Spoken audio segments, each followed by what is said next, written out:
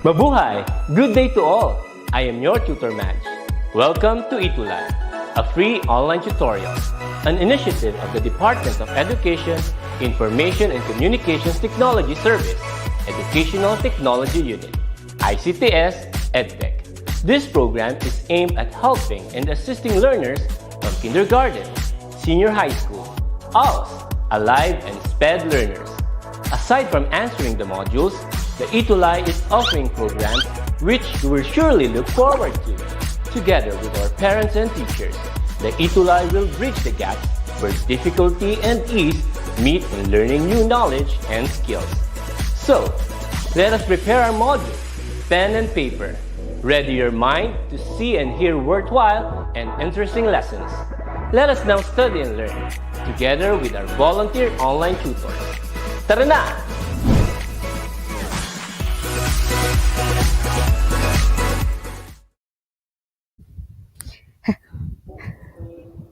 Hello po! Hello! Good morning, Tutor Rose. Good morning, Kumusta ka? Tutor Mo. Kumusta? Okay naman po, galing po tayo sa Business Finance. Ayan, good morning po sa ating mga estudyante, sa ating learners, sa ating mga teachers, at mga magulang po na nanonood po ngayong umaga. Good morning, Ma'am Malos. Good morning din. So, Tutor Rose, meron tayo i-discuss for today, ano? And I hope mag-enjoy ang mga bata sa ating tatalakayin sa session na to, lalo na dalawa tayo. Okay, so ito kami ni Tutor Rose at ni Tutor Malos na para mag-discuss sa inyo ng isang lesson for week 8. Okay, so ang ating lesson for today ay organization theories. And for this week, ang ina-expect pong matutunan natin ay ang mag-apply ng organization theories for effective business management. So, bago ang lahat, gusto ko munang magkaroon tayo ng konting recap. Tutor Rose, can you help us do the recap po ng last week na lesson po? Ayan, kasi hindi tayo nagkita nung last week, di ba? Yung prior week, ayan, napasadahan na po natin yung different organization structures, di ba po? Yung may line and staff, and of course, we have the functional, we have the divisional structures na kailangan po nilang matandaan, di ba po? Kasi yan po ino-organize natin yung mga jobs and of course, human resources, ma'am. Yes, Pero maganda po itong di ba ma'am? Continuation kasi ito naman yung theories na pwede mag-guide sa kanila para gawin yun. Yes, thank you, Tutor Rose. So, eto na, no? So, bago ang lahat, syempre, kailangan nating alamin kung ano nga ba ibig sabihin ng organization theories. So, actually, nasabi na nga ni Tutor Rose kanina na ito'y magsisilbing guide para sa atin sa organization and management subject. Okay, so ito ay set of interrelated concepts explaining the behavior of employees inside the organization. Okay. So ito yung ating mga tatalakayin. Pinili namin yung mga pinaka-importante. So kinategorize namin siya into 3, which is classical, neoclassical, and modern. So ang una muna nating tatalakayin ay ang scientific management. So Tutor Rose, can you please briefly explain ano nga ba tong scientific management na to? Alright, so ito po yung tinatawag rin nating Taylorism. Bakit tinawag siyang Taylorism? Because ang proponent po nito ay si Frederick W. Taylor. Napakaganda rin po itong tawag dito, theory na to. No? It aims to increase the productivity. Yung time po kasi na yun, industrial revolution, syempre, ang daming, kumbaga, daming factories, ang daming manufacturing na ginagawa. So, kailangan ng system. Ito ang ginawa po ni Frederick Taylor. And of course, it aims to make work easier kasi scientifically studying work methods and establishing standards. Kay Taylor po, ang nanap po nila yon one best way of doing the job. Okay, Yes. ma'am. So there are 4 main principles daw under this theory. So sabi daw nila, ito yung pinalitan na nila yung old method. Ika nga, naniniwala sila na meron tayong tinatag na continuous improvement. Okay? So, another is, meron scientific way ng selection and progressive teaching and development ng mga employees. Tapos meron ding yung number one kanina at number two, which is sabi nga yung method ng production at saka ng mga tao ay kinombine together. And then yung fourth na principle ay nagkakaroon ng kanya-kanyang division of work ang mga tao, though they are working together or ika nga ini-integrate yung kanilang trabaho. Kung papansinin natin, ilang beses ginamit ang word na scientific, 'di ba? Kasi nga naniniwala na sila na maa-apply ang science sa production, okay, or productivity ng tao sa loob ng organization. So, punta na tayo sa pangalawa, Tutor Rose, no? Yung bureaucratic management theory. So, Tutor Rose, can you briefly explain lang what is bureaucratic management theory? Bureaucratic management theory. Ayan. Actually, Ayan, ito naman kay Max Weaver o Weaver. Oo, ang tawag nila, ma'am, na no? Believe that bureaucratic organization, everyone is treated equal and the division of labor is clearly described. Di ba, alam niyo, di ba, Tutor Malos, ito yung hierarchy, siya yung talagang nag-introduce ng hierarchy sa organization. yes. Napaka-defined ng mga authority, responsibility, dito, sa bureaucratic, may rules, regulation, standard operating procedure. Kaya yun yung na-contribute ng bureaucratic. Di ba, ma'am? And meron, tama, Tutor Rose. Meron pati siyang three elements na present dito sa theory na to. So, gaya na nasabi mo, meron siyang hierarchy, which kasama siya dito. So, all regular activities daw ay kino-consider as regular or official duties na susulat. Okay? Madalas nga ginagawan pa ng kontrata 'yan, 'di ba? Kung mano-notice ninyo sa organization. Napaka-clear talaga, ma'am. Opo. Yes. And then, meron, yun nga, na-mention ni Tutor Rose kanina, may hierarchy. Meron tayong tinatawag na someone he is in control o may authority na nag-i-impose ng rules. And then, the third one is may mga set of rules which nire-respeto siya ng lahat ng mga tao sa loob ng organization. Okay. So, ito yung mga characteristics naman ng bureaucracy. So, yun nga, may division ng work, tapos meron siyang specialization. So, for example, ang specialization mo ay IT related, so doon ka dadalhin sa IT department. Kapag ikaw naman ay accountant, dadalhin ka sa accounting department. Kapag ikaw naman ay nag-skills ka sa in terms of production, sa production department ka dadalhin. Tapos yun nga, na-mention din ni Tutor Rose kanina, yung hierarchy, merong layers ng authority and formalized yun, nasusulat. And yun nga, yung number 4, ay nasabi ko na rin kanina, may rules na guidelines, nagsuserve as guidelines, and the fifth one ay very impersonal. Hindi nahahaluan to ng personal touch, okay? So, tapos yun nga, it is career-oriented. So, punta na tayo sa next, which is administrative theory. So, ito yung tinatawag nating famous na... Favorite ko to, Tutor Yes, Malos. ako rin. Gusto ko discuss natin to na parang Oo, kasi nadali ko. ko siya. Yes, 14 Oo. principles. So, sige nga, Tutor Rose, discuss mo yung itong slide na to, itong 1 to 4. Oh, sige. Sige, ito pong, tingnan niyo po yung theories ni Henry Fayol or ayan, administrative management, no? Siya po yung tinatawag ng father of administrative management. Number 1, division of work. So, sa Yes. kanya pa lang, nasabi niya dapat may specialization of work. Ayan.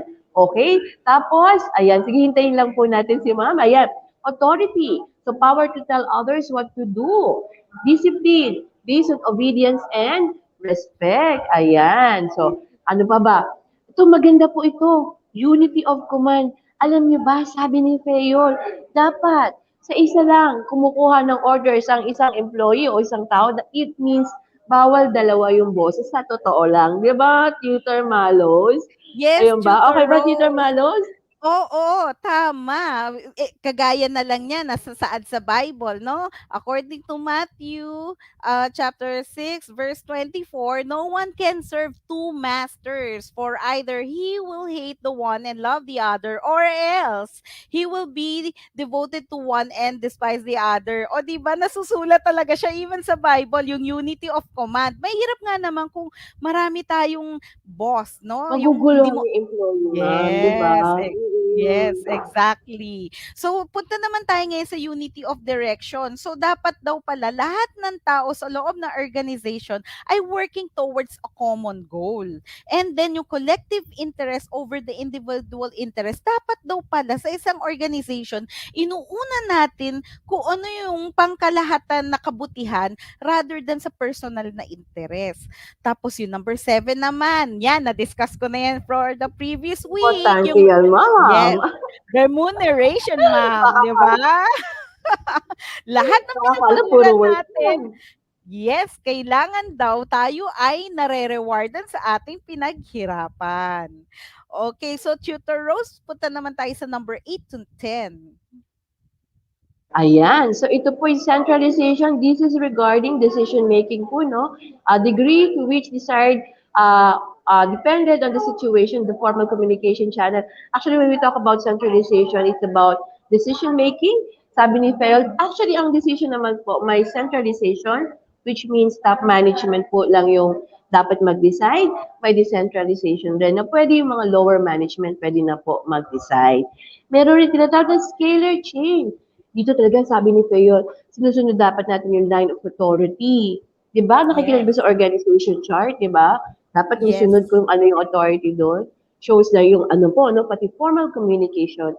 And of course, pag nagawa kasi natin itong mga, we can expect an order to ensure a place for everything. So Yes, ito yung, Tutor yes. Malo. So ito yung explanation kanina ni Tutor Rose. Kung titingnan natin, meron scalar chain. So ibig sabihin, merong ika nagre-report to someone else, yung isang empleyado.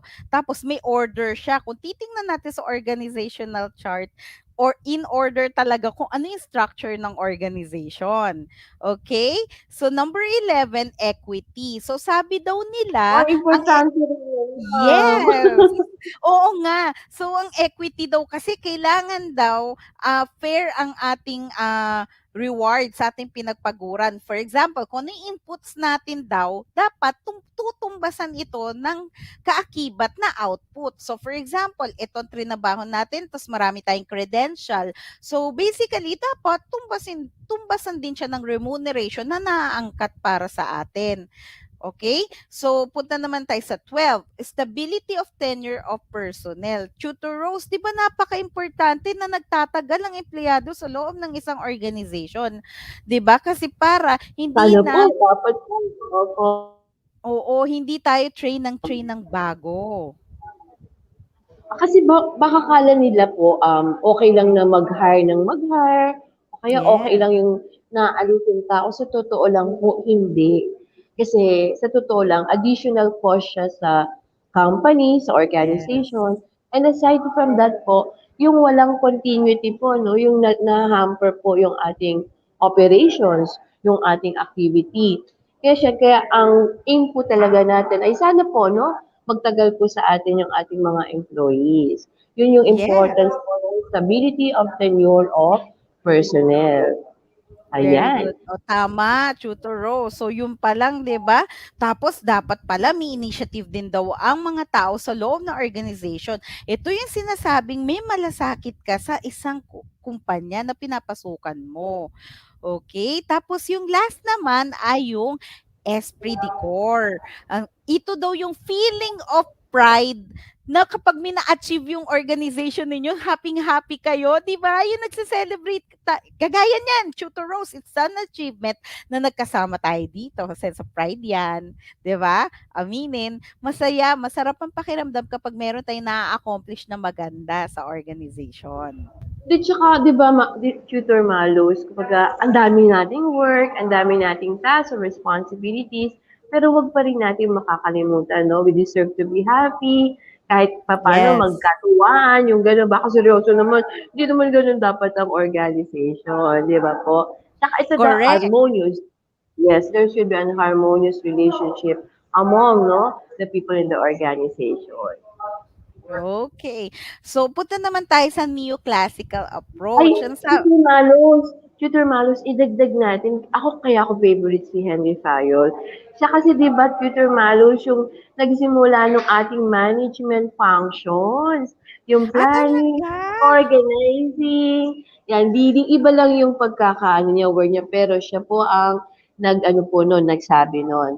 Planning, organizing, sa kanya nga po, directing pa, ganyan, no? Pero ginagamit pa rin natin po ngayon. Sige, Thank you, Tutor Tutor Malo. Rose. Thank you, Tutor Rose, sa kadagdagang kaalaman. Okay? So, yun nga, ang dami pala, no? Bukod sa 14 principles, meron pa siyang, yun nga, yung tinuro rin natin na block. So, aside from that, yung neoclassical approach. So sabi daw dito, ito yung tinatawag din daw na human relations theory. So ibig sabihin, hindi lang importante na tayo nagtatrabaho sa isang organization. Mahalaga din daw pala na harmonious ang relationship ng tao sa loob ng organization. Nag-work tayo together, working together, and being cooperative with one another. And nakaka-feel tayo na job satisfaction. Yung masaya ba tayo, di ba, Tutor Rose? Yes, Tutor Malos. Tutor Malos, ano natin kung bakit nag-start rin tong human relations theory, no? Kasi halimbawa yung kay sa scientific approach, kay Frederick Taylor, nag-concentrate siya sa work. Work itself. Kay bureaucratic, kay Max Weber, sa ano po, organization structure. Kay Henry Fayol naman sa manager. Nakita niyo po ba yun? Wala pa talagang pumapasok na employees o subordinates. Yun po yung kinaganda ng human relations theory. Kasama na po dito, no? Nag-place na po tayo ng importance sa mga tao. Di ba, Tutor Malos? Correct ka dyan, Tutor Rose. Nadali mo. Okay? So, punta naman tayo sa last part. Okay? Yung modern organization theory. So, ito na yung sinasabi nating makabagong theory. So, there are three under it. Systems approach, socio-technical approach, and contingency or situational approach. So punta muna tayo sa una, which is the systems approach. Okay, Tutor Rose, can you briefly explain lang what is this systems approach all about? Okay. Ang maganda natin, sige, simulan muna natin. Yung system, di ba, when we talk about system, it means this is a set of connected elements that function as a whole. Matatandaan natin, sa organization, di ba, marami tayong departments, marami tayong function. May marketing dyan, production operations, finance and accounting, human resources. Kahit separate or specialized masyado yung work, we must work as a whole, di ba, Tutor Malos? Correct, Ayan. Tutor At meron yung Rose. tinatawag na open system and closed system. But generally po, dapat ang organization ay open system, no? Because we are also affected by the external environment. Sige, Tutor Malos. Tama. Ang closed system naman kasi ay ito ay mga limited lang na types ng group or organization. Ang mga Hindi na example. siguro Tutor Malos yan dapat ngayon, ano? Hindi na siya applicable Yes, talaga. hindi na siya gano'n ka-applicable kasi karamihan sa atin ay nakikisalamuhan na sa iba't ibang organization para magkaroon din ng broader ideas. Okay? So, punta naman tayo sa socio-technical system. Ang tinatry lang naman sabihin nitong socio-technical system ay nagwo-work hand in hand ang technology with the people inside the organization. So, ibig sabihin, ini-incorporate na ang social and technical system. Mas lalo ngayon, Tutor Malos, di ba? Lahat Yes. taking na ngayon, di ba, Tutor? Yes. 'Di ba diyan nga yung simula na nagkaroon ng COVID-19 pandemic, nandiyan na yung technology na lahat ng karamihan ng ating ginagamit sa ating pagwo-work ay ang technology talaga. Andiyan na pati meeting natin at ang ating klase ay kino-conduct na via the internet. Okay? So punta tayo sa contingency or situational approach. So there are three rin under this, no? So Fiedler's contingency model path goal theory, and Hersey and Blanchard situational model. So, ito ay papaspasan lang natin kasi very, very complicated na kasi ang details nito at yun ang gagawin kong assignment para sa inyo. Ang alamin ko ano yung mga detalye nito. But for now, itatalakayin lang natin na ang Fiedler's contingency model ay ini-state niya na yung effectiveness daw ng isang leader ay is determined by how well the leadership style matches the situation that he is in. Okay? So, yun ang clue ko sa inyo, guys. Okay? Ang Fiedler's contingency model, contingency, meaning to say, is the relationship of the leadership style of the manager to the situation of the organization. Okay, so there are two factors that are being considered in this model, which the leadership style and the situational favorableness. Okay? Kung titingnan lang natin, basic lang to, no?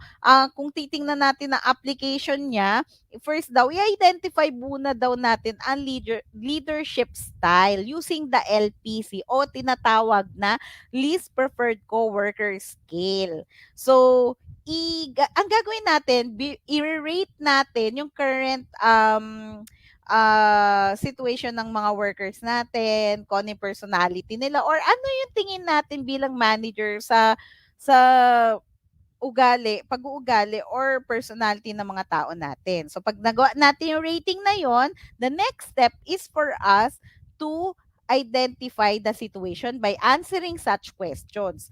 The first question is, are leader-member relations good or poor?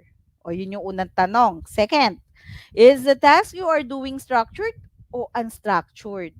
O yun din. Okay? The third question, do you have a strong or weak power over your team? So, pag nasagot na ninyo yung tatlong tanong na yun, proceed na tayo sa step number 3. So, determine the most effective leadership style. So, meron tayong tinatawag na table na breakdown of most effective leader style. So, based dun sa sagot natin, dito natin pipiliin yon. Okay? So, punta naman tayo, Tutor Rose, sa path goal theory. Ano nga ba, Tutor Rose, ang path goal theory? Ayan, sige, i-define muna po natin, ano? It says that the leader's behavior is contingent to the satisfaction, motivation, and performance of their subordinates, no? Can be done through the use of tangible and intangible benefits. Ang nagustuhan ko lang dito sa path goal theory, ma'am, tingnan natin, ano bang rewards? Ano bang goal ng ating Yes. mga employees? Kasi hindi lahat baka angkop na motivation sa kanila. Ngayon, pag Correct. nalaman po natin kung ano yung goal ng ating employees, ano ba gusto nila, di ba? Promotion, diba? Career growth, di ba? Ano pa, iba mga recognition. Yan po, ililid po natin sila sa goal nila. Kaya po tinawag siyang path goal theory. Di ba, Chief Tumpak. Maros? Tumpak, Tutor Rose. Kasi nga, aminin naman natin, kanya-kanyang buhay, kanya-kanyang pangangailangan. So tayo, nakakaramdam tayo ng satisfaction sa ating remuneration and reward sa ating trabaho, depende sa ating current situation, okay? So yung din pala nakaka-affect din siya, kaya ginawa itong path goal theory. Okay, so punta naman tayo ngayon sa Hersey-Blanchard situational model. So parang medyo may pagkahuwig siya ng konti doon sa kaninang nabanggit kong model, which is the Fiedler's contingency model, 'di ba? So ito naman ini-state niya na there is no single leadership that is better than another. Okay? So, yung leadership styles daw are related directly to the different maturity level, okay, ng employees. Kaya nga sabi ko, medyo weak siya kanina doon sa contingency model na diniscuss ko kanina. Okay. So, there are 4 leadership styles na sinabi ni Hersey-Blanchard, okay? So, telling, selling, participating, delegating. I-briefly describe ko lang. Ang ibig sabihin ng telling, ang tipo ba ng manager ay nag-uutos ng nag-uutos or nagbibigay siya ng command sa tao. Okay? So, he gives a command, the employees will follow. Yung number 2 naman, selling. Ano nga ba ginagawa ng seller? Nagpo-persuade, right? So, pag sinabi nating selling, nagko-convince siya na, gawin nyo to. Pero may lambing, di ba? Yung number 3 naman, participating. Ibig sabihin ng participating, parang sa classroom, nakikihalubilo na siya kahit paano sa pag-work with the employees. Yung fourth naman, delegating. Ibig sabihin ng delegate, pinagkatiwala nung manager yung trabaho sa kanyang mga empleyado na minimal supervision na lang ang ginagawa niya. So, yun yung 4 different leadership styles. So, may level 1 to 4 ng maturity levels. Okay? Ang followers daw ay may low competence at may low commitment. Hindi pa ganun ka-engage. Okay? Ika nga, medyo immature pa ng konti. Okay? Level 2, M2. Meron siyang low competence, pero mataas na yung commitment niya, nararamdaman niya, he belongs to the organization na, yung empleyado. Yung level 3 naman, high na yung competence niya, gumagaling na siya, medyo matagal na siya sa organization, skilled na siya, ika nga, pero medyo hindi ganun na kataas yung level ng commitment niya at confidence niya. Okay? Kasi, syempre, parang nakakaramdam na siya na, teka, sandali, parang medyo alam ko na yung ginagawa ko. Parang ayan na yung minsan nga napapaisip na maghanap na ng career growth ng other companies. Tapos yung fourth level naman, high na yung competence niya. Highly skilled na siya. Tapos mataas na yung commitment and confidence niya. Feeling niya tatagal na siya doon sa organization. So pag kinonsider mo yung dalawang factors na nabanggit ko kanina, ito na yung summary. Okay? Yung telling style daw, umuubra sa mga empleyado na may low competence, low commitment. Okay? Yung selling style naman, umuubra siya sa low competence, high commitment. Tapos yung participating style naman sa high competence, low commitment, confidence. At yung delegating style naman, since skilled na siya, pwede na siyang iwanan ni manager, alam na niya ang gagawin niya, minimal na yung supervision. Na gets? I do hope naintindihan nyo. Tutor Rose, nakita mo ba yung pagkakaiba ng bawat isang leadership style? Ikaw, ano nakikita mo na para sa'yo okay? Actually po, among the leadership style, talagang go po ako dun sa contingency approaches. Ay, para lang ano po, matandaan lang natin, dalawa lang kasi talaga yung style natin pag naging manager tayo. It's either nakakoncentrate ka sa job or production or task, or nakakonsentrate ka sa employees mo, sa relationship. So, ganun lang, doon lang po talaga naglalaro yung style nung isang leader. Pero dahil sa nangyari rin ngayon po, talaga napakagaling po na siguro applicable po talaga maging contingent leader kung ano yung situation. So, may time, Correct. dapat kailangan autocratic ka, 'di ba po, to have things done, ganyan. Minsan naman, kailangan democratic ka para maintindihan mo rin po ang mga employees mo. So, ikaw ba, Tutor Malos, ano favorite mo? Ako, okay po ako sa contingent and situational. Ako talaga, favorite ko talaga ever since yung classic, yung which is the 14 principles. Talaga nga, Ako naman, na-excite ako i-discuss favorite ko. kanina yon. Oo, lalo na yung nag-state ako ng Yeah. Bible verse, applicable talaga siya. Oo nga naman, ang hirap kapag maraming masters. Totoo Okay, so po. punta na tayo sa test your knowledge. Okay? So titingnan natin. Pero before anything else, let's see nga kung may mga nagpapa-shoutout nga. Sige, tingnan natin. Baka mamaya may mga gusto magpabate. Andyan po si Natalio Miguel Arandia watching from Subic National High School ng Zambales Division. Hi po, I hope, no? Okay po lagay ninyo dyan. So ngayon, punta na tayo sa test your knowledge. So, guess the word. Number 1. Based on the modern organization theory, blank. system has no interaction with its external environment. I'll give you 30 seconds for you to type in your answer. Sige nga, Tutor Rose. Ikaw, kaya mo bang hulaan? Ano, huhula ba tayo o hintay natin na lang yung sagot nila? Ano kaya sa tingin mo? Sige, Nare-review pwede kaya? na rin natin ibigay siguro, ma'am. Ibigay na natin si Termalos. Ayan. Sige na nga, giveaway na. Heto na. The answer is closed system. Okay, punta naman tayo sa next. According to the Hersey-Blanchard situational model, blank style works best for leading employees with high competence, high commitment, or high confidence. Okay, sige nga. Ano yung leadership style daw na binention ko kanina ang nagwo-work best dito sa high competence and high commitment or confidence? Okay, sige. Let's check. Paki-type in lang yung answer. Charan! Delegating style. Okay. Sino kaya ang mga nakatama, no? I hope nakatama kayo, guys. Sige. Okay. Next.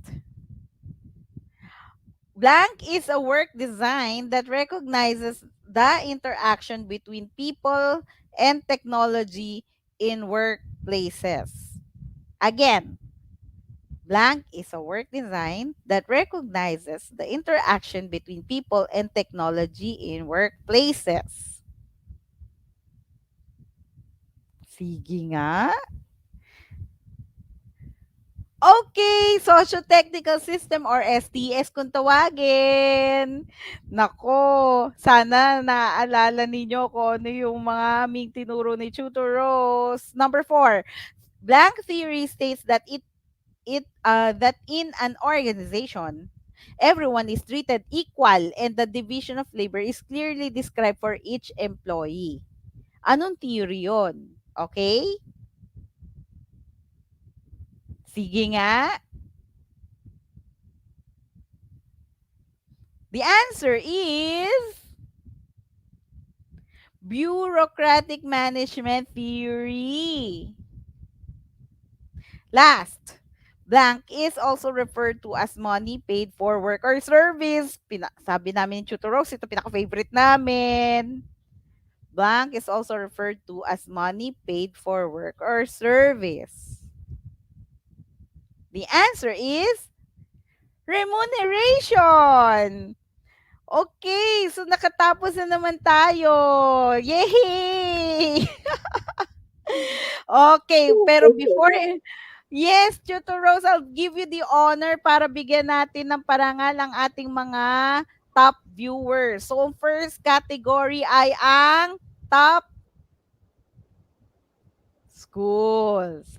Okay? Ayan. Sige, thank you very much po sa Malabon National High School and Quirino National High School.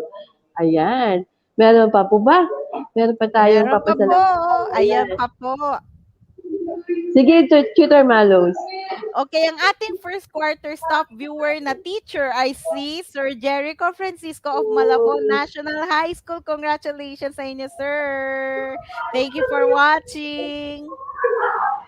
The last but not the least, ang ating first quarter's best duties ay itong mga sumusunod. Pinaghirapan mo to, Tutor Malos. Yes.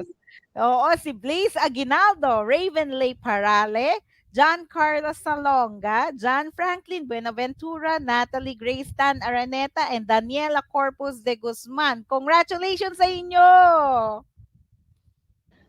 Thank you very much po sa pagsama sa amin sa first quarter. So next week, Tutor Malo, second quarter na po tayo. Opo. So, ang ating lesson for next week ay yung staffing. So, ito ang ating maging panibagong lesson para sa second quarter. And for your feedback, Okay, please, paki-screenshot lang po itong QR code na to. Ay, mahalaga sa amin ang feedback ninyo. Okay? Thank you so much, Tutor Rose, for guesting. No, Thank you very nakakatuwa. much. Ang Thank you galing-galing very ng much. aking mentor. Thank you Yay! naman, ikaw rin kayo. Thank you very much po sa ating mga learners, sa lahat ng sumusupport po ng ETUlay. Magkita-kita po tayo ulit next week. Thank you. Thank you, Chika Malos. Thank you very much po. Thank you Goodbye. po sa ating director. Thank you very Thank you much. din.